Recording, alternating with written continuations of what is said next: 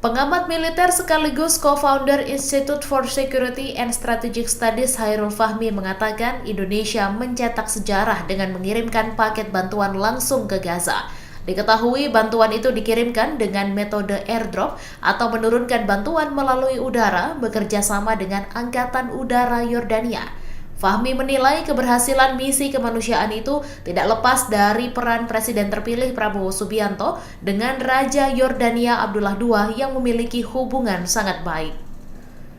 Menurutnya, tanpa hubungan personal yang baik antara Prabowo dan Raja Abdullah II, Indonesia mungkin hanya bisa mengirim bantuan sampai Yordania. Kemudian selanjutnya, Yordania yang akan melakukan airdropping ke wilayah Gaza.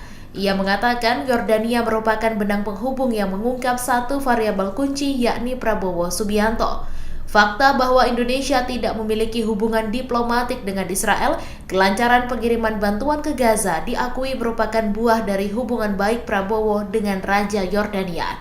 Diketahui hubungan hangat Prabowo dengan Raja Yordania sudah berlangsung puluhan tahun. Keakraban mereka terlihat sangat jelas dari ucapan selamat Raja Yordania atas kemenangan Prabowo di Pilpres 2024. Download Tribun X sekarang, menghadirkan lokal menjadi Indonesia.